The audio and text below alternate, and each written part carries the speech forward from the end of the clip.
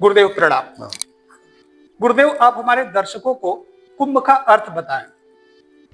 कुंभ शब्द जी। घड़े के अर्थ में प्रयुक्त होता है। जी। घड़े को भी कुंभ कहते हैं, हाथी के गंडस्थल को भी कुंभ कहते हैं। जी।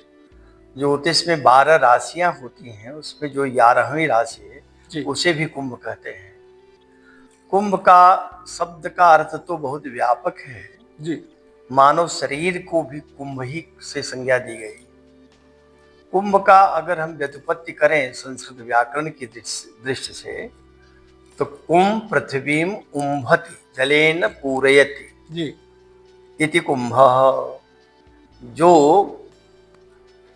इस पृथ्वी को जल से पूर्ण कर देते हैं, अथवा कम कुंभ पृथ्वी कम सुखेन पूरयति, सुख से भर देते, जी। अथवा कुंभ पृथ्वी ज्ञानामृतेन उम्भति पूरयति इति कुंभ, जो ज्ञान रूपी अमृत से परिपूर्ण कर दे वह कुंभ है। जो भक्ति से, ज्ञान से, कर्म से पूर्ण करता है जी। वह कुंभ पर्व होता है। तो ये कुंभ का तो शाब्दिक अर्थ है, लेकिन कुंभ जो पर्व मनाया जाता है उसका संबंध कुंभ राशि से है, और न केवल कुंभ राशि से, अपितु जो आकाश में भ्रमण करने वाले ग्रह नक्षत्र हैं जी। उनकी तत्त स्थिति होती जैसी बताई गई कुंभ के लिए, उन स्थितियों में, तत्त स्थितियों में ये पर्व मनाया जाता है। हाँ, कुंभ मनाने का जो कारण है वो ये है कि समुद्र मंथन से अमृत तत्व की प्राप्ति हुई थी। 14 रत्न निकले थे, जिसमें प्रथम रत्न तो विष था, लेकिन अंतिम रत्न अमृत था, 14वां।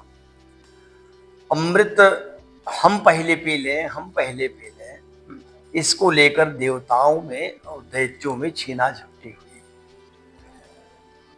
अमृत को एक कलश में, कुंभ में, वो भी स्वर्ण कलश था, उसको लेकर के धन्वंतरी, जो भगवान के ही अंश कहे गए, वो अवतरित हुए थे।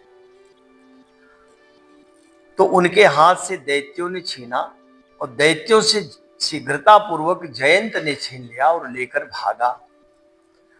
तो दैत्यों को तो भी था कि अमृत हमें प्राप्त हो, जयंत से छीन लें, देवता भी चाहते थे। छीना झपटी हुई, विवाद हुए, और बहुत दूर तक पृथ्वी पर भ्रमण करता रहा। जी। 4 स्थल विशेषों पर छीना झपटी में कुछ अमृत बिंदु गिर गए, वो जल में ही गिरे। तो ये मान्यता हो गई कि ये जो देवताओं के 4 वर्ष का एक हमारे यहाँ का माना जाता है कि 3 वर्ष से बाद जब 4 से गुणा करेंगे तो 12 होगा। तो प्रत्येक 3 वर्ष के बाद, तीसरे वर्ष, 3 वर्ष के अंतराल पर एक एक स्थल पर कुंभ पर्व लगने लगा। देवताओं के 12 दिनों को हमारे यहाँ 12 वर्ष मानते हैं, क्योंकि हमारे भारतीय ज्योतिष शास्त्र में एक मास जो होता है वो देवताओं के लिए एक दिन कहा जाता है। एक वर्ष 6 महीने का हमारा जो उत्तरायण है उनका दिन होता है, और 6 महीने का दक्षिणायन है, उनकी रात्रि होती। तो एक वर्ष हमारा, उनका पूरा एक दिन। तो 12 दिन तक युद्ध चला था छीना झपटी, इसलिए 12वें वर्ष में प्रत्येक उसी स्थल पर फिर कुंभ हो जाता है। ये 4 स्थल पर कुंभ होते हैं। तो एक तो ये घटना है, और दूसरा जो पौराणिक घटना बताई गई उसके पीछे का कारण है कि कश्यप की 2 पत्नियां एक कल्प में, एक तो हुई कद्रु और दूसरी हुई विनीता। जैसे एक कल्प में कश्यप से द्वितीय हुई हैं 2 पत्नियां, वैसे कभी कद्रु विनीता हुई। तो कद्रु को सर्प पैदा हुए 1000, और विनीता को 2 पुत्र हुए, अरुण और गरुण। तो अरुण बड़े थे लेकिन पैर से लगड़े थे जी, और गरुण जी बड़े बलवान थे। ये दोनों पक्षी के रूप में ही आए। तब गरुण की माँ जो विनीता थी, इनको एक बार छल से कद्रू ने अपना दासी बना लिया। और वो क्या था कि कद्रू ने सोचा कि इसके बेटे बलवान हैं, हमारे बच्चों को मारते हैं, कैसे मैं इसको, अच्छा दोनों में सौतिया डा था जी। विशेषकर कद्रू जलन रखती थी, विनीता तो शांत रहती थी।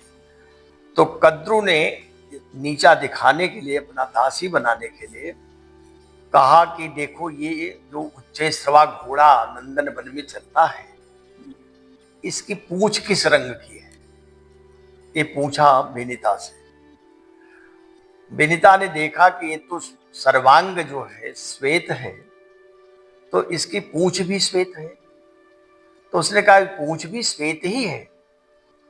कद्रू ने कहा गलत, तुमको दृष्टि बोध है, दृष्टि दोष है जी। लगता है, तुम्हारी आंखें गड़बड़ हो रही हैं, यह काली है पूंछ और सब अंग भले श्वेत हो। तो कहा नहीं, हमें तो श्वेत दिखाई दे रहा है, तुम्ही को दृष्टि दोष होगा।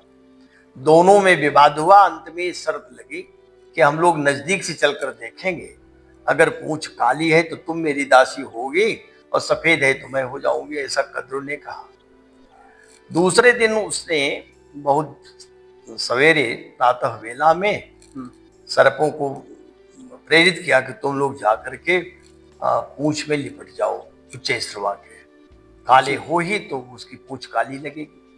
सर्प एक बार तो तैयार नहीं हो रहे थे कि तो गलत कर रही हो, लेकिन जब माँ ने डांटा तो चले गए। इधर विनीता को लेकर जब देखने गई और विनीता और नजदीक जब पहुंची तो देखा कि अरे हाँ, दूर से तो ये सफेद, मान गई कि हमसे भूल हो गई, हमारे ही नेत्र में दोष है, आप अब हमको दासी, मैं स्वीकार कर रही हूँ, आपकी दासी बन जाओगी। जी।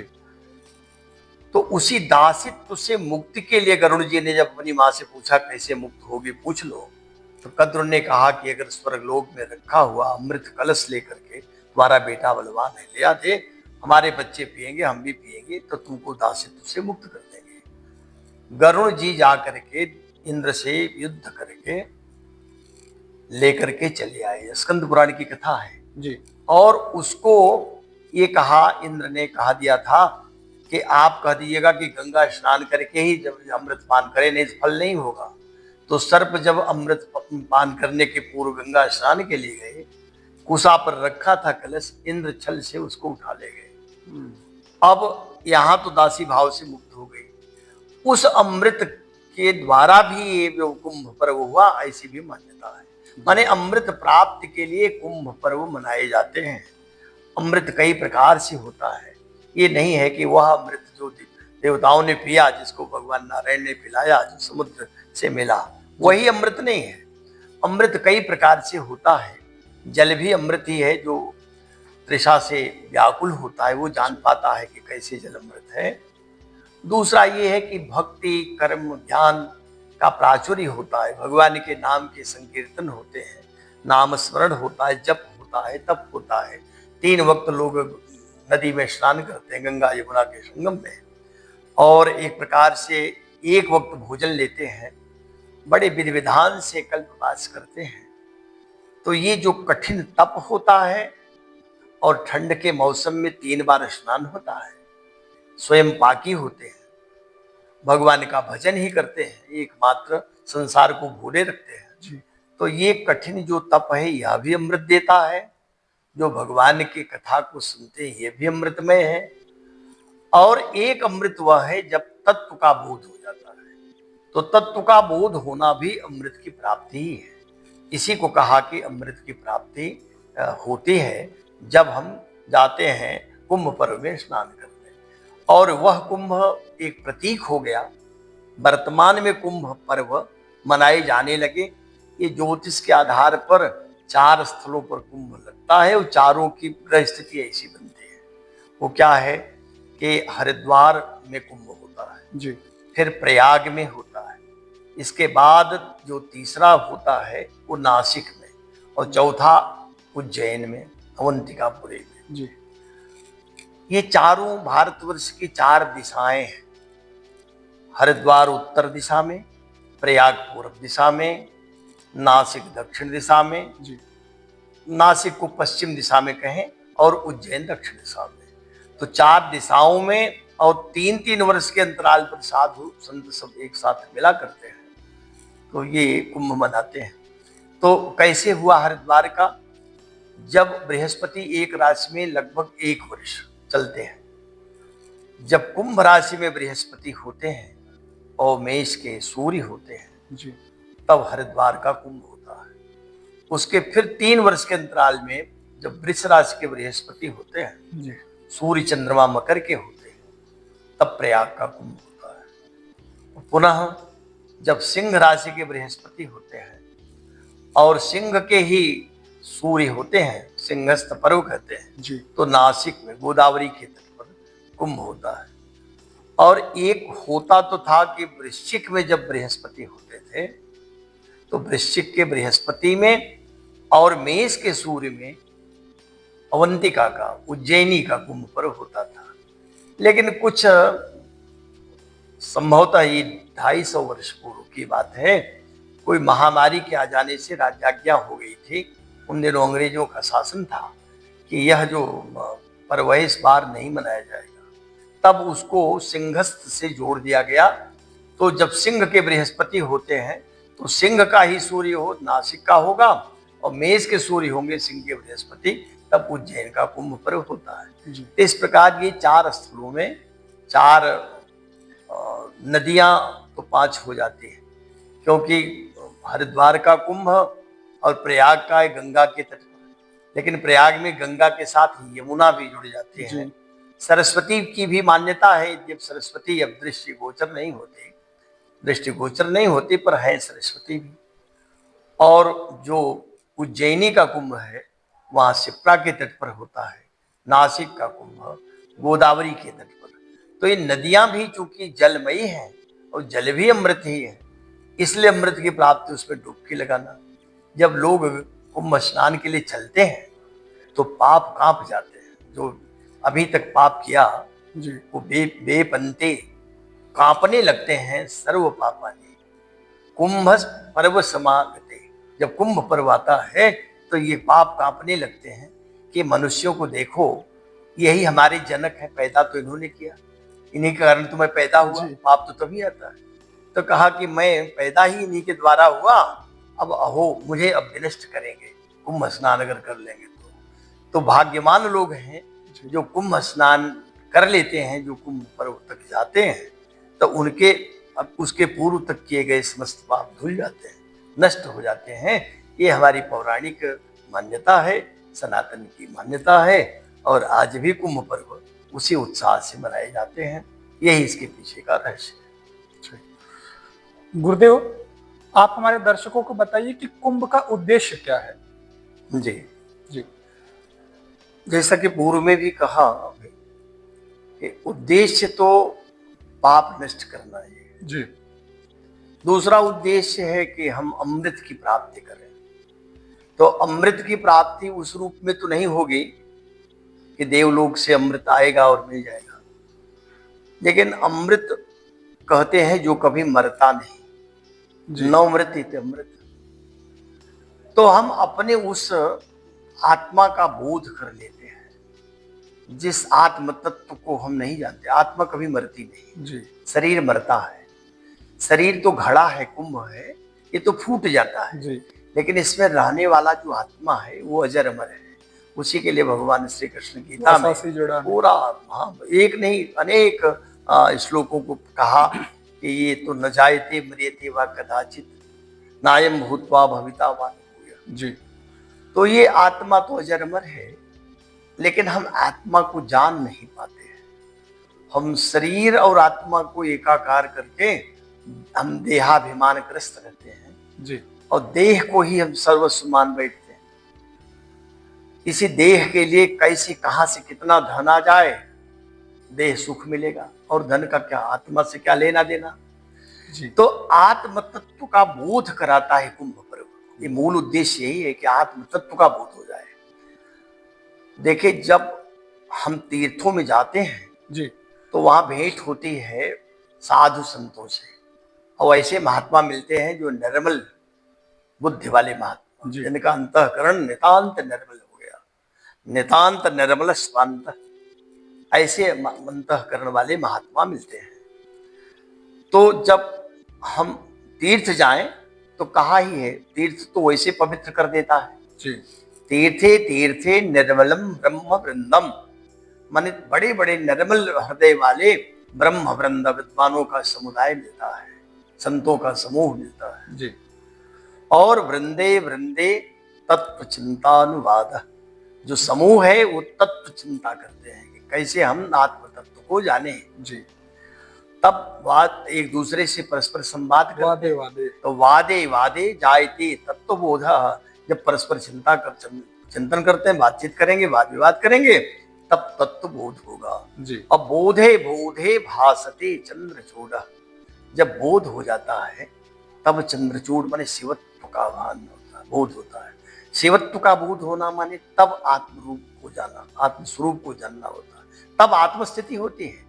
तब उसको लगता है अरे ये देह मैं नहीं, ब्राह्मण क्षत्रिय वैश्य शूद्र मैं नहीं हूँ, मैं न तो मनुष्य हूँ, न मैं देव हूँ, न गंधर्व हूँ, न यक्ष हूँ, इनसे भिन्न हूँ। तब मैं ब्रह्मचारी हूँ, मैं गृहस्थ हूँ, मैं सन्यासी हूँ, मैं वानप्रस्थी हूँ ना। तब क्या हूँ? तब कहता है कि चिदानंद रूप शिवोहम शिवोहम, मैं तो चिदानंद रूप हूँ। तो चिदानंद रूप को जानना है, यही सही ढंग से आत्म तत्व को जानना है, और उस आत्मा को जान लेना अमृत की प्राप्ति हो जाना है। इस अमृत की प्राप्ति के लिए भी लोग जाते हैं। दूसरा, जो अमृत तत्व इस रूप में नहीं खोजते, वो कम से कम संसार को तो भूले रहते, वहां जाकर के सांसारिक चिंतन नहीं करते। तो संसार भूल जाए, आज नहीं कल तो छूट जाना है। जी तो कम से कम 1 महीने कुंभ पर्व में रह करके जब भगवत भजन करेंगे जी। तो अपने आप संसार छूटा रहेगा। इसके पीछे ये भी कारण है कि जो भक्ति है वो चरमोत्कर्ष पर होती है। तीर्थों में विशेष करके जहाँ साधु संतों का समागम हो, तो भक्ति का चरमोत्कर्ष वहां देखने को मिलता है। हर व्यक्ति चाहता है कि मैं यहीं किसी उसमें अपने उसमें डूबूं, परमात्मा को सीधे प्राप्त कर लूं। कर्म, निष्काम कर्म का सदुपदेश वहां मिलता है, और वहीं कर्म की भूमि, ज्ञान की भूमि और भक्ति की भूमि, तीनों एकाकार हो जाती है। तीनों का बस एक प्रतिफल है कि हम अपने को ठीक ठीक जान पहचान लेते हैं और पुनः हम पाप नहीं करते। इसलिए इस शरीर से मुक्ति हो जाती है, जिस मुक्ति के लिए लोग जन्म जन्म मुनि जतन कराए, जन्म जन्म तक यत्न करते हैं, और अंतिम जब दिन आता है तो राम राम नहीं कह पाते, मुख से निकलते ही नहीं है राम। तब वो जैसे रामकृष्ण परमहंस कहा करते थे कि तोते को लोग रटा देते हैं कि सीताराम सीताराम कहो, कहता भी है, लेकिन जब काल रूपी बिल्ली पीछे से पकड़ती है तब टे टे करने लगता है, तब सीताराम भूल जाता है। तो जीव जैसा कर्म किए रहता है, अंतिम समय में वैसी उसकी मनस्थिति बन जाती है। इसलिए अगर भगवान का स्मरण करेंगे, भगवान का पूजन करेंगे, भजन करेंगे, तीर्थों में साधु संगति करेंगे, सत्संग के लिए तो कहा कि एक घड़ी आधी घड़ी आदि में पुनियाद, तुलसी संगत साधु की कटे कोटि अपराध। तो करोड़ों अपराध कट जाते हैं। वहां तो साधु संगति कुंभ पर्वों में होती ही है, सत्संगति होती है, दुष्ट संगति रहती नहीं। इसलिए भी वो उद्देश्य कुंभ का है कि अच्छा भिन्न भिन्न धर्मावलंबी चाहे जिस धर्म का अवलंबन लेता हो, यहाँ तक कि जो विशिष्टाद्वैत है, अद्वैत है, द्वैताद्वैत है, अथवा केवलाद्वैत है, जितने भी अद्वैत मार्गी हैं, वो प्लस शंकराचार्य, रामानुज संप्रदाय के, रामानंद संप्रदाय के, बैरागी, सन्यासी, गृहस्थ के लोग, उदासीन लोग, और कुछ ऐसे भी लोग हैं जो सबसे परे हैं, वो सब एकत्र आकर के एक स्थान विशेष पर, वो जो हमारा वैदिक ऋषि कहता है ना कि यत्र विश्वम भवत्येक नीडम, जहां संपूर्ण विश्व एक घोंसले में आ जाता है जी। वह घोंसला तो जैसा हो, लेकिन कुंभ पर्व में, इसी प्रयाग के कुंभ में आप देखेंगे जी कि यहाँ उस 1 महीने के दौरान हमारे विश्व में लगभग ऐसे 20 देश होंगे जिनकी जनसंख्या कम पड़ जाएगी, इस कुंभ पर्व की जनसंख्या ज्यादा हो जाती है। 7 करोड़ लोग तो केवल मौनी अमावस्या पर स्नान किए थे विगत कुंभ में।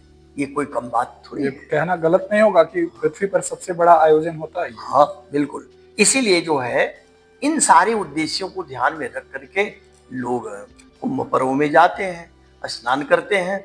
जो पूरे महीने भर नहीं रह पाते वो 3 दिन ही स्नान करते हैं। जी। 3 दिन रात्रि रुक करके स्नान करने का वही फल हो जाता है जो जी। महीने भर रहने का होता है। गुरुदेव, आपने भक्ति की बात करी, जी।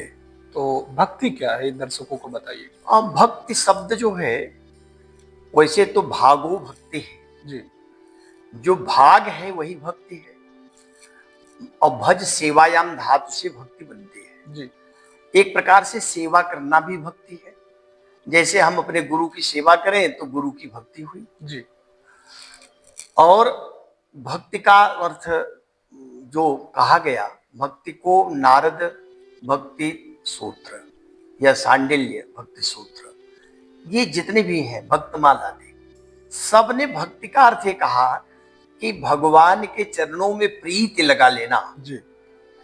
क्योंकि हम भगवान को अभी जानते नहीं, देखा नहीं। अब बिना देखे, बिना समझे, बिना जाने तो बहुत जाने बिनु न होई प्रतीति, जी। बिनु प्रतीति होई नहीं प्रीति। जब तक जानते नहीं तब तक विश्वास नहीं। अब विश्वास नहीं होगा तो प्रीति नहीं होगी। और जाने बिनु न होई प्रतीति, बिनु प्रतीति होई नहीं प्रीति, प्रीति बिना नहीं भजन दृढ़ाई, जीवी खगपति जल कई चिकनाई। जब प्रेम होता है जी। तभी भक्ति प्रकट होती है, तभी प्रीति होती है। प्रीति नहीं आएगी तो भक्ति दृढ़ नहीं होगी। कह देना अलग बात है कि हम भक्त हैं, भक्ति कर रहे हैं, लेकिन भक्त और भक्ति दोनों, और गुरु और भगवान, ये 4।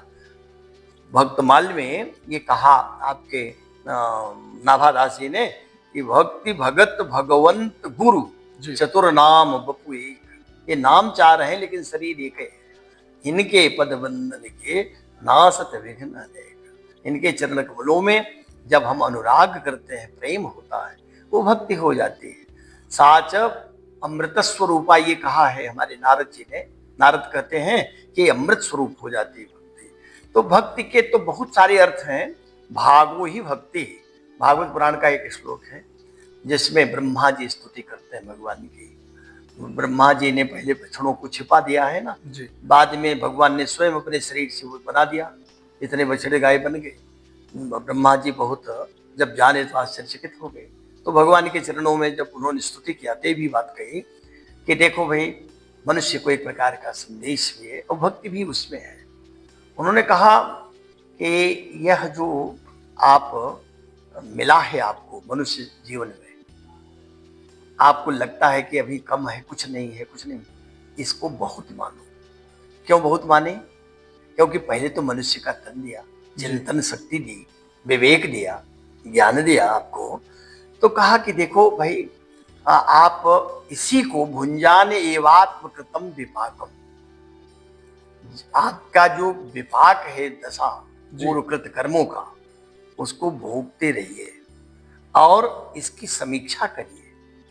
तत्ते अनुकंपाम सुसमीक्षमाण, भगवान की उस अनुकंपा को, भगवान ने कितनी कृपा किया। तत्ते अनुकंपाम सुसमीक्षमाण, सुंदर ढंग से समीक्षा करिए। ईक्षमाण माने देखिए, और फिर समीक्षमाण समीक्षा करिए। ब्रह्मा जी करे सुसमीक्षमाण, सुंदर ढंग से समीक्षा करते हुए अब जो मिला है आपको भुंजान एवात्मकृतम, उसका भोग करते हुए जी। तब फिर कहा भुंजान एवात्मकृतम विपाकम। उसके बाद फिर क्या करना है? तब आप इस शरीर से बस भगवान का स्मरण करिए। और अब जब भगवान का भजन आप करने लगे, तत्ते नुकंपाम सुसमीक्षमाण भुंजान एवात्मकृतम विपाकम हृदवाग बपुरवीर भगवन नमस्ते विदधन नमस्ते। हृदय से, वाणी से, वाक, बप शरीर से, मनसा वाचा कर्मणा, तीनों से जी। वेदधन नमस्ते भगवान को प्रणाम करते रहिए। तो मन से, वाणी से, कर्म से जब हम एकाकार होकर भगवान को प्रणाम करते, असली भक्ति तो यही है। तब कहा जीवेत यो मुक्ति पदे सदाय भाग, अब इसके बाद जो जीवन शेष बचा हुआ है, आप जान लीजिए कि मरने के बाद जैसे जीते जी अपने पिता का अंश मिलता है, तो इस शरीर छूटने के बाद जो परम पिता है उसका भी अंश मिलेगा, माने मुक्ति हो जाएगी, भगवान के चरणों में स्थान मिल जाएगा। तो यही असली भक्ति है कि हम कायेन वाचा मनसेन्द्रियैर्वा, शरीर से, वाणी से, मन से, इंद्रियों के द्वारा सर्वथात्मना जब समर्पित हो जाते हैं भगवान को, शरणागति हमारी हो जाती है, तो वही भक्ति है। वही भक्ति है, असली भक्ति तो वही है। गुरुदेव, आपने पहले भी बताया कि जो कुंभ का संबंध है वो कहीं न कहीं ग्रह और राशियों से है जी। इस पर थोड़ा सा विशेष रूप से प्रकाश डालिएगा। वो दरअसल बिना काल के कुछ भी सृष्टि में संभव नहीं है जी। काल गणना मूल है। आज ही जैसे बृहस्पतिवार है, इसको कौन बताएगा? आज वैकुंठ चतुर्दशी है, इसको कौन बताएगा? इसकी गणना कौन करके कहेगा? तो दुनिया के चाहे जितने भी विषय हों, शास्त्र हों जी, पर इनका बोध हमको होता है ज्योतिष शास्त्र से। जी, ज्योतिष शास्त्र तिथि नक्षत्र बार योग करण, साथ में ग्रह नक्षत्र, इनका बोध कराता रहता है। तो ज्योतिष में काल बोध कराना उसका मूल प्रयोजन है। महात्मा लगत ने कहा कि वेदा ही यज्ञार्थम अभिप्रवृत्ता, वेद जो आए वो यज्ञ के लिए, यज्ञ मूल उनका ध्येय है। और कालानुपूर्वा विहिता से यज्ञ समय के अनुसार होने से फलीभूत होते हैं जी। तस्मादिदम काल विधान शास्त्रम, इसलिए यह जो ज्योतिष शास्त्र है ये काल विधान शास्त्र है जी। तो जो इस काल को जानता, ज्योतिष को जानता है, वो यज्ञ को भी जानता है। यो ज्योतिषम वेद सवेदे ज्ञान। तो अब ज्योतिष में तिथिवार नक्षत्र जैसे तय होते हैं, वैसे ये भी तय होता है कि कौन ग्रह कितने दिन में एक राशि पूरा करेगा। सूर्य को 12 राशि पूरा भव चक्र राशि मंडल को पूरा करने में 1 वर्ष लगता है जी। उसी बृहस्पति को 12 राशि पूरा करने में 12 वर्ष लग जाते हैं जी। तो बृहस्पति के उन 12 वर्षों में हम 4 भागों में कुंभ चूंकि मनाते हैं, ये परंपरा हमारी प्राचीन है, जिसको हमारे यहाँ कभी सनत कुमार सनक सनंदन सनातन ने किया। उनको ब्रह्मा जी का उपदेश था। ब्रह्मा जी ने चतुरः कुंभान चतुर्धा दधामि, 4 प्रकार से इनको धारण कर रहा हूँ, दे रहा हूँ पृथ्वी पर, पृथ्वी के सुख के लिए। ये ब्रह्मा ने कहा, अथर्ववेद का मंत्र है जी। तो अथर्ववेद के इस मंत्र से सिद्ध है कि ब्रह्मा जी ने ही ये कुंभ पर्वों का आरंभ किया और उसको बहुत दिनों तक संचालित किया, प्रवर्तित करते रहे हमारे सनक सनंदन सनातन सनत कुमार। बाद में नारद जी ने भी किया है और बहुत दिनों के बाद ये परंपरा टूट सी गई थी। तब कलिकाल में भगवत पाद शंकराचार्य ने वो स्थान तय किए और उनके द्वारा फिर ये प्रचारित हुआ और कुंभ पर्व लगवाए गए। शंकराचार्य इसीलिए सब कुंभों में सर्वप्रथम स्नान करते जाते हैं। तो ये इसका मूल ध्येय है और ये बिना ग्रह नक्षत्रों की जानकारी के जब तक हम जाने न कि कब वो इस राशि में आएगा, तब तक हम कुंभ पर्व कहाँ का होगा ही नहीं जान पाएंगे। इसलिए इनके मूल में ज्योतिष शास्त्र है, वह काल गणना करके बता देता है कि अमुक समय में अमुक स्थान का कुंभ पर्व मनाया जाएगा। गुरुदेव, कुंभ मेले के प्रकार भी अनेक हैं। हाँ, इस पर जरा प्रकाश डालिए। अब देखिए 2 ही प्रकार से कुंभ पर्व को मनाते हैं जी। एक कुंभ पर्व, एक अर्ध कुंभ पर्व। कुछ लोग महाकुंभ कह देते हैं, लेकिन महा शब्द कुंभ के साथ जोड़ने का कोई औचित्य नहीं है, क्योंकि जब 12 वर्ष में एक स्थान का कुंभ होता है तो महा से उसका कोई अभिप्राय नहीं है। हाँ, पर्व को महापर्व कह सकते हैं, कुंभ महापर्व है।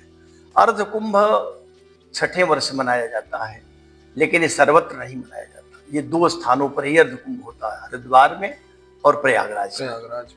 नासिक का, उज्जैन का अर्ध कुंभ नहीं होता।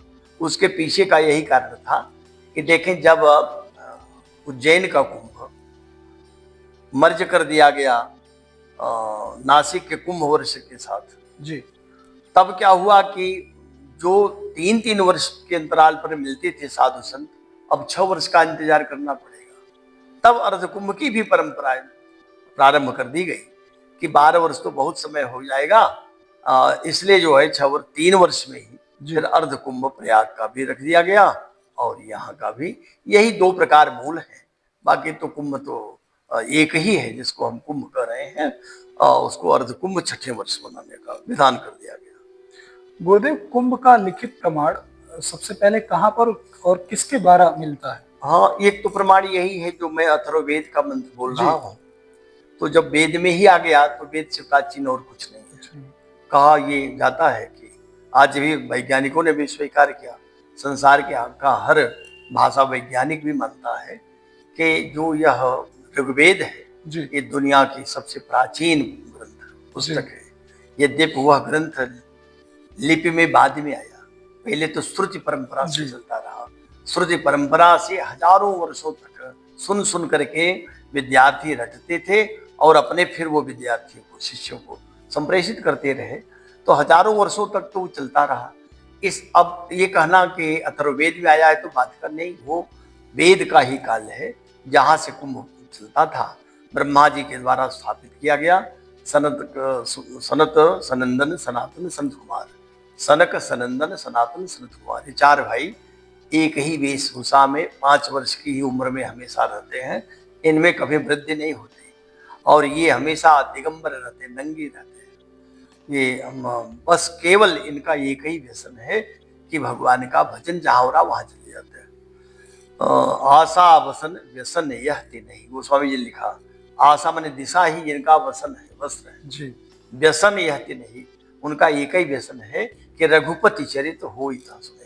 जहाँ भगवान का चरित्र गाया जाता है उसको सुनने पहुंच जाते हैं।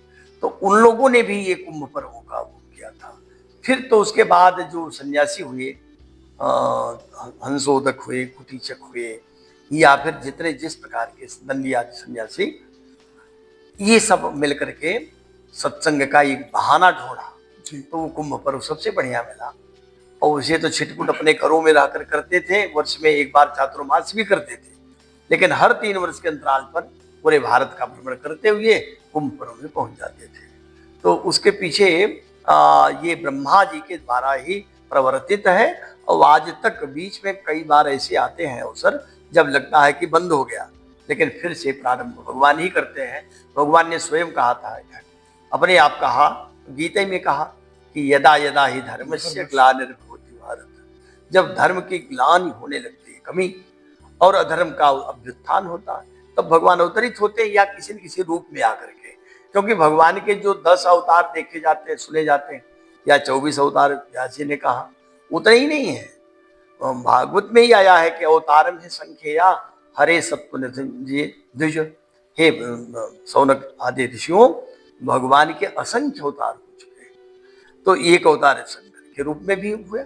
शंकराचार्य ने धर्म को, जो सनातन धर्म में कुछ न्यूनता आ गई थी, उसको वो पूर्ण किया। तो ये इसलिए भी शंकराचार्य के द्वारा बट वो किए गए, बनाए गए। आकर बैठ जाइए, बैठ जाइए। तो ये वो शंकराचार्यों के द्वारा भी इसको प्रवर्तन किया गया।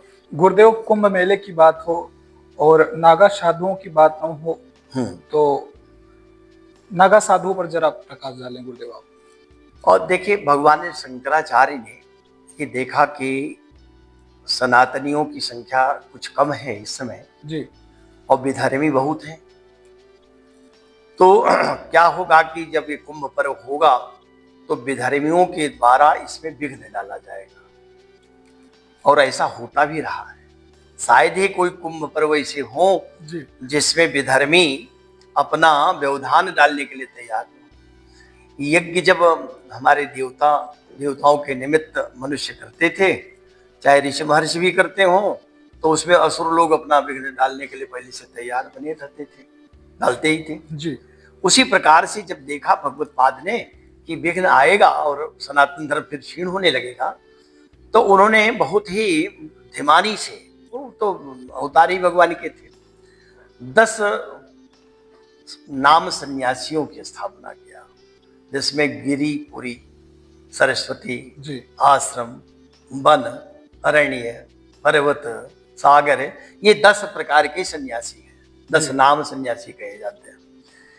इनके लिए भी एक अखाड़ा स्थापित किया। अच्छा, अखाड़ों में शैव अखाड़े ही थे, लेकिन जब वैष्णव जाते थे तो कोई कोई शैव उन दिनों जब परस्पर एकता कम होती थी तो शैवों ने वैष्णव पर बहुत प्रहार किया, मारा भी बहुत है। इसलिए वैष्णव ने अपना अलग से भी कभी कुंभ किया। हरिद्वार में तो इतने मारे गए थे कि उन लोगों ने कहा हरिद्वार जाएंगे नहीं, वैष्णवों ने वृंदावन बनाने का कुंभ अपना ऐलान कर दिया। तो वृंदावन का भी कुंभ हरिद्वार कुंभ से थोड़ा पहले हो जाता है। तो उसी में सन्यासियों को जो बनाया, एक नागा सन्यासियों को बनाया। और नागा सन्यासी वो सणसा रखते हैं, वो भांजते भी हैं। आप अगर कुंभ मेले में देखेंगे तो शाही स्नान के लिए जब निकलता है दल, तो उनके जो मंडलेश्वर हैं, महामंडलेश्वर हैं, आचार्य मंडलेश्वर हैं, ये सब शाही स्नान के निमित्त निकलते हैं। तो पूरा उनका एक खड़ा निकलता है जिसमें नागा सन्यासी भी होते हैं। वो नग्न रहते हैं, कोई कोई कौपीन लगा लेते हैं और बहुत सारे तो बिना कौपीन के भी रहते हैं। वो एक प्रकार से शंकर जी का, गणों का, शंकर जी स्वयं दिगंबर है। चिताभस्मालेपो गरल वसनम दिक्पटधरो जटाधारी कंठे भुजग प्रतिहारी पशुपति। तो स्वयं दिगंबर है। ये महिम्न स्तोत्र में पुष्पदंत ने भी कहा, वो कहता है कि चिताभस्मालेपो सृगप निकरोटी परिकर अमंगल्यम शीलम तो भवतु नामयु। क्षमा याचना में है। हाँ, क्षमा याचना में तो वो दुर्गा सप्तशती का है। लेकिन जो शिव महिम्न स्तोत्र में है उसमें भी ये बात कही गई कि शिव का वेश ही अमंगल है। चिता भस्मालेपो, चिता भस्म को लगाते हैं। चिता की भस्म अगर छू भर जाए तो जब तक स्नान न कर लिया जाए तब तक चांडालवत कहा जाता है। चिता का धूम भी लग जाए, कहा है कि जब चिता धूमौ और क्षौर कर्मणि और क्या है मैथुने मैथुन कर्म, इन सब के बाद तावत भवति चांडाल यावत स्नान आचरेत। जब तक स्नान न कर ले तब तक चांडाल है जी। हाँ, तो वो भगवान शंकर तो सदैव चिता भस्म धारण कर रहे हैं। चिता भस्म लेपो सृगपि निकरोटी, माला जो पहनते हैं मनुष्यों की, जो एक सिर का भाग है मरे हुए व्यक्ति का, उसकी वो नीक करोटी जी। परिकर, भूत प्रेत ही तो उनके परिकर सब है। और स्वयं दिगंबर, दिगपट था। दिगपट माने तो इस स्वरूप को बनाए रखने के लिए नागाओं का, एक नागा सन्यासियों की स्थापना की। आज भी ये हजारों की संख्या में निकलते हैं, तो लाखों की संख्या में है। तो इनको इसीलिए स्थापित किया कि इनके रहने से ये विधर्मी फिर हिम्मत नहीं करेंगे कि हम कुंभ पर्व को नष्ट कर दें। अतएव नागा सन्यासियों को स्थापित हमारे भगवत्पाद ने ही किया, देन उन्हीं की है। गुरुदेव, आपने बताया कि जो नागा साधु हैं, हाँ, इनको धर्म रक्षक कहना उचित होगा। हाँ, धर्म रक्षक है। तो ये कुंभ से पहले कहाँ से आते हैं और कुंभ के बाद कहाँ चले जाते हैं? हाँ, इस पर जरा गुरुदेव प्रकाश डालिएगा। अब इन अखाड़ा वालों का अपना आश्रम हुआ करता है जी। गुफाएं जैसी होती है ना, उस ढंग से बड़े बड़े अखाड़े इनके होते हैं, आश्रम होते हैं जी। उन्हीं आश्रमों में ये रहा करते हैं।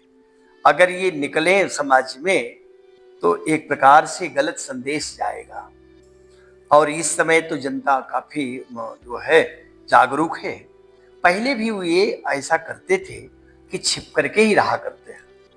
और जब कुंभ पर्व होते हैं तो ये रात्रि की यात्रा करते हैं, दिन में नहीं निकलते। और जंगलों से होकर के उस स्थान पर पहुंचने के लिए रात्रि में चलते हैं, रात्रि भर जगते हैं। प्रातः होने से पूर्व सब एक स्थल विशेष पर डेरा लगा करके, जैसे वो कनात आदि होती है ना जी, जो कपड़े के तंबू आदि होते हैं, उसी में रह जाते हैं, भोजन करते हैं, फिर रात्रि में चलते हैं।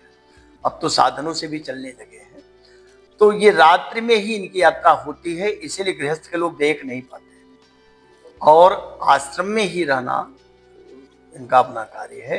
ये बाहर कम निकलते हैं तो समाज में कहीं गलत संदेश न जाए, इसलिए ये जो नागा बाबा होते हैं, नागा सन्यासी, ये रात्रि में ही तब निकलते हैं जब पर्व आदि आते हैं। अन्यथा अपने आश्रम में रह करके भगवत भजन करते हैं, भगवान का गुणानुवाद करते हैं, नाम उच्चारण करते हैं और अपने संन्यास धर्म का पालन करते हैं।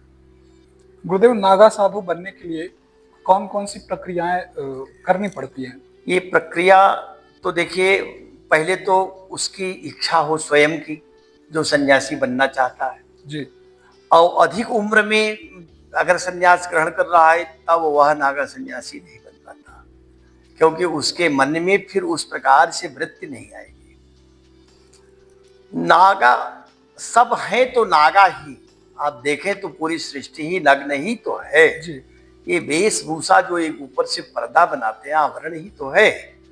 तो वो जो बच्चा पैदा होता है माँ के गर्भ से, वो कौन कपड़ा पहन कर आता है, तुरंत कौन उसको कपड़े पहना दिए जाते, वो नागा ही तो है जी।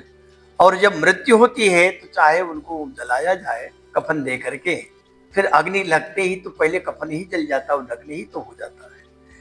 तो ये वस्तुतः जो जित कम उम्र के होते हैं उनमें ये वृत्ति होती है कि हम नंगे रहेंगे, कोई बात नहीं। लेकिन जब अधिक उम्र हो जाती है तब वो सन्यास दूसरे रूप में लेते हैं, नागा सन्यासी नहीं बनते। इनकी जो प्रक्रिया है, कैसे इनको मंत्र दिया जाता है, सामूहिक दीक्षा होती है, अलग अलग भी देते हैं, ये आचार्य मंडलेश्वर का काम होता है। वो पहले दीक्षित करते हैं, तो दीक्षित के पहले उसकी परीक्षा करते हैं, परीक्षण होता है, तब सम्मिलित करते हैं और कुछ वर्षों तक उससे सेवा लेने के बाद जब देखते हैं कि ये ठीक है, ये विचलित नहीं होगा, तब उसको नागा सन्यासी की दीक्षा देते हैं। गुरुदेव, अघोरी भी होते हैं? हाँ, तो अघोरी और नागा साधु में क्या अंतर है? अघोर एक पंथ है, इसमें नंगा रहना कोई आवश्यक नहीं है। होने वाले होते भी हैं, क्योंकि अघोर भी तो भगवान शंकर का एक मुख है। भगवान शंकर के पंचमुखों में एक अघोर मुख है उनका, एक वामदेव भी है, एक ईशान भी है।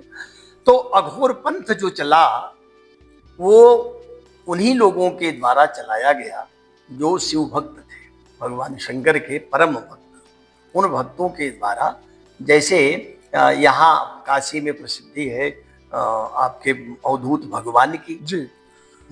तो ये परंपरा अघोर की शंकर जी का ही मंत्र होता है। अघोर मंत्र वेदों में भी आया हुआ है, अघोरेभ्यो वत घोर घोरतरेभ्यो इत्यादि। ये अघोर मंत्र अपने तंत्र में भी है, अघोर मंत्र वेद में भी है। तो वैदिक काल से ही ये पंथ चल रहा है, ये नहीं है कि अभी आज से शुरू हो गया। हाँ, उस प्रकार की साधना करने वाला अघोर की, वह अघोरी कहा जाता है, अघोर पंथ होता है और उससे भी वही सिद्धि प्राप्त करता है। भगवान शिव को प्राप्त हो जाता है, शिवत्व की प्राप्ति होती है। और नागा भी सन्यासी वही होता है, लेकिन मार्ग दोनों के भिन्न अलग अलग है। गुरुदेव, आपने अभी पहले चर्चा किया था कल्पवास का। जी जी।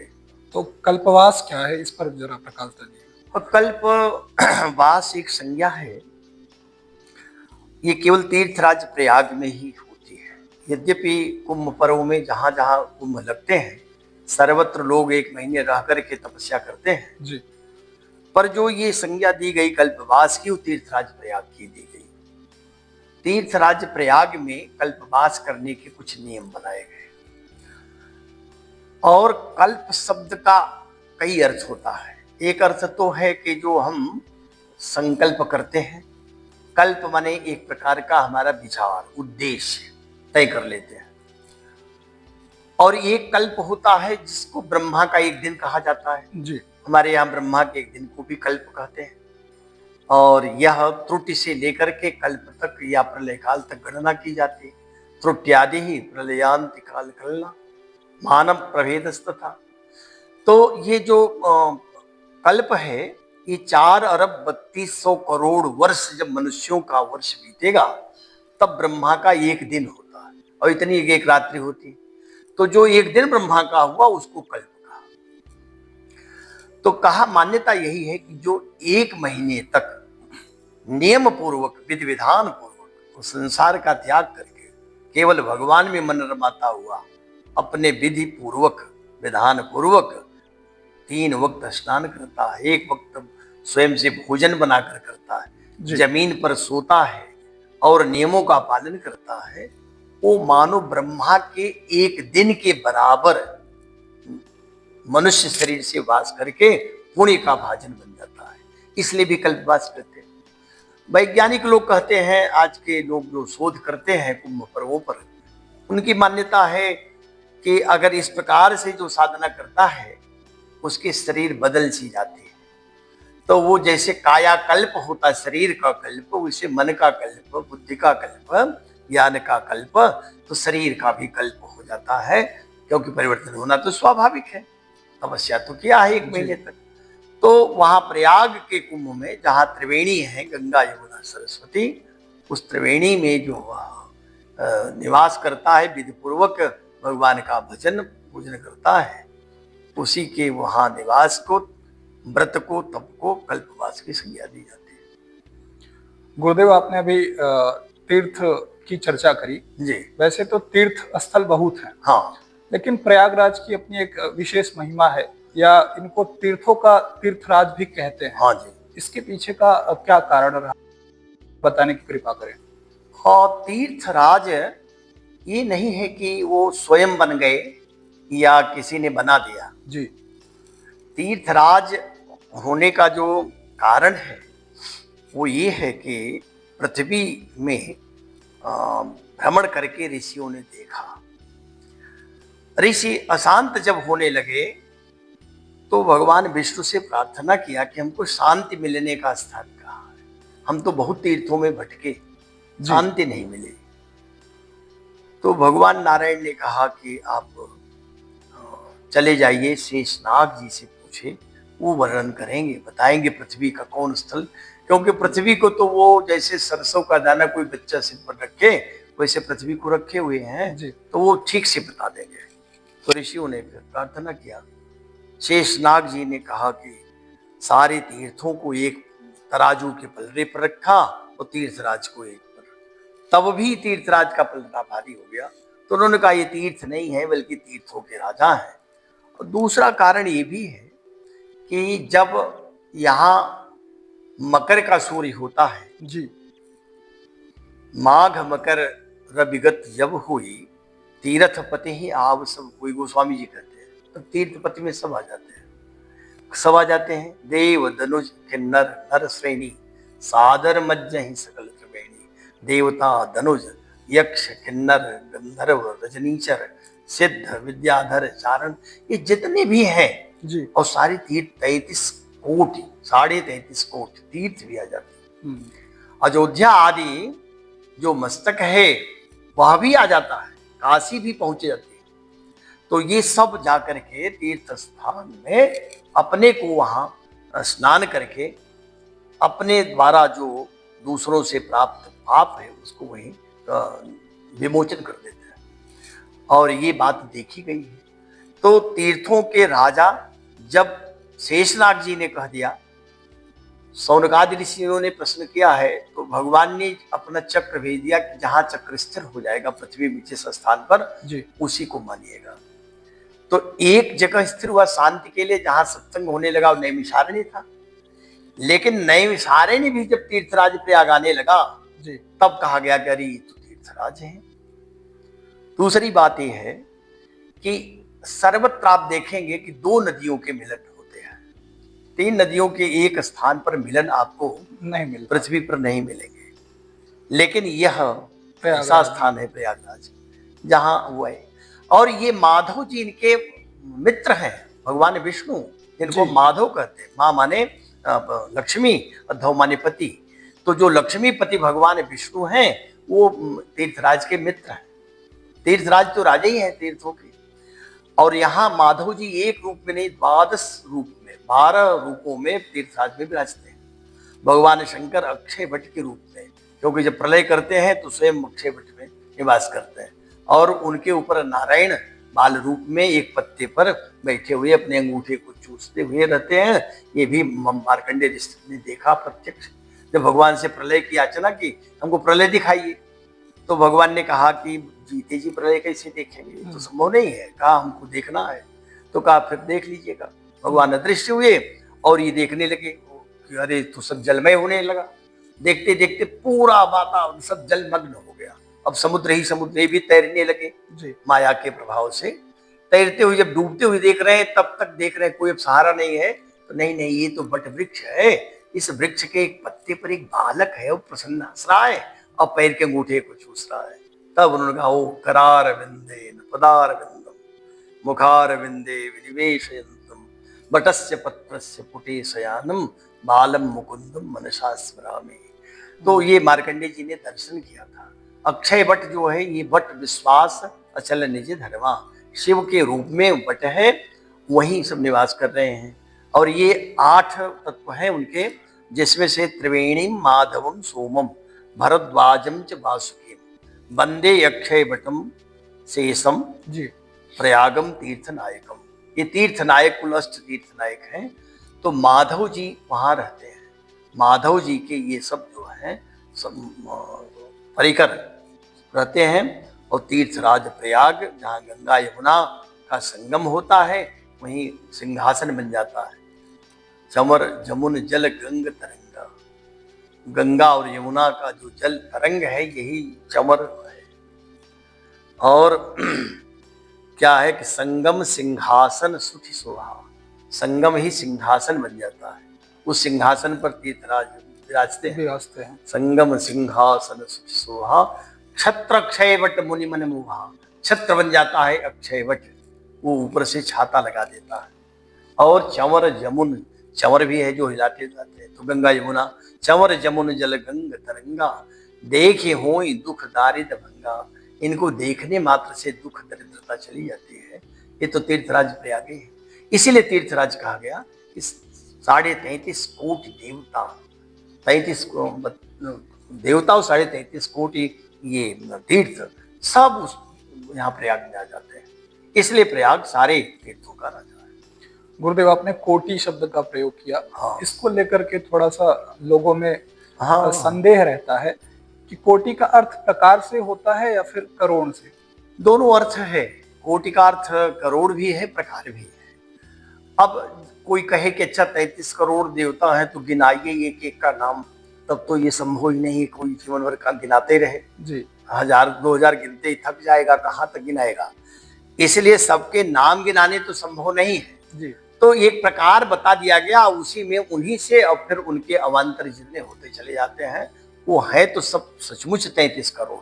लेकिन कोटि माने एक प्रकार बन गई, जिसमें 12 आदित्य हो गए, 11 रुद्र हो गए, 8 वसु हो गए, और प्रजापति और ये यम आदि मिल करके ये सब 33 प्रकार। जी जी। गुरुदेव, पर्यटक स्थल और तीर्थ स्थल में क्या अंतर है? अब देखिए, तीर्थ तो वस्तुतः हुआ है जहां जाते ही मन निर्मल हो जाए और अपने आप जो आकर्षित कर ले, खींच ले। तीर्थ का अर्थ है कि वह तीर्यते अनेन तीर्थ, जो पार कर दे, मुक्त कर दे, जो भवसागर से निकाल ले जाए, वो तीर्थ है। अब पर्यटन तो माने घूमना टहलना हुआ, बढ़िया दिव्य स्थान है, यहाँ भी कुछ देर के लिए मन रमा, तो एक ढंग से देखा जाए तो मनोरंजन के लिए पर्यटक हो जाते हैं और अंतःकरण की निर्मलता हेतु तीर्थ होते हैं। इसीलिए भागवत में कहा, मैत्रेयी जी से कहा विदुर जी ने कि तीर्थी कुर्वन्ति तीर्थानि भवदृशः भागवता तीर्थ भूता स्वयं विभो। हे महात्मन, आप तो आप जैसे भगवत विधा भागवता जो भगवान के भक्त है, तीर्थ भूता, आप स्वयं तीर्थ भूत है, तीर्थ स्वरूप है। तीर्थी कुर्वन्ति तीर्थानि, पवित्र कर देते हैं, यही तो तीर्थ है। और आप तो वैसे पवित्र करते थे, आपके नाम से लोगों को पवित्रता हो जाती है। इसीलिए कहा ना, जो बहुत प्रसिद्ध श्लोक है ब्रह्म वैवर्त पुराण का, आज भी संध्या वंदन में लोग करते हैं, हर कर्मकांड में करते हैं। कहते हैं ओम अपवित्रः पवित्रो वा सर्वावस्थांगतो विवा, चाहे जिस अवस्था में हो, यह स्मरेत पुंडरीकाक्षम, पुंडरीकाक्ष भगवान का बस स्मरण करे, सबाह्याभ्यंतर शुचि, बाहर और अंदर दोनों से पवित्र हो जाता है। तो बाहर की पवित्रता तो पर्यटन स्थलों में है, लेकिन अंदर की पवित्रता के लिए तो तीर्थ में जाना होता है, वही तीर्थ है। गुरुदेव, हमें कुंभ मेले में क्यों जाना चाहिए? हाँ देखिए, कोई प्रेरित करके ले जाए किसी को और जाए, तब भी उसका कल्याण हो जाता है। जैसे आग को अगर जाने न जाने, बस छू बस ले, तो उसका एक ही परिणाम होगा कि जलेगा। जी। बिना ज्ञान के भी आग छू जाएगी तो जलेगा। तो कोई बांध करके भी किसी को ले जाए, कहे कि नहाओ, एक डुबकी लगाओ और लगा ले, तो उसके पाप तो उसी के कट गए ना। ले जाने वाला तो उसका प्रेरक हुआ। तो इसलिए जाना चाहिए कि जाने अनजाने में भी अगर हम पहुंच गए और एक डुबकी भी लग गई, सच्चे मन से लगा ले, तो वो कालिदास, महाकवि कालिदास कवि कुलगुरु हैं, वो कहते हैं कि समुद्र पत्नी और जल सन्निपाते, समुद्र की दो पत्नियां गंगा यमुना, इनका जहां जल सन्निपात हो रहा है, भूतात्मना मत्र किलाभिषेकात्, पवित्र मन से जो अभिषेक कर ले, स्नान कर ले, तत्वावबोधेन बिना भूय, तत्वबोध हो चाहे न, तनुत्यजाम नास्ति शरीर बंधन, लेकिन अब शरीर छूटेगी तो पुनः शरीर प्राप्त नहीं करेगा, आवागमन के बंधन से मुक्त हो जाएगा। इसलिए हट करके जाना चाहिए, अभाव में भी जाना चाहिए, चाहे जैसे हो, कुंभ में जाकर स्नान जरूर करना चाहिए।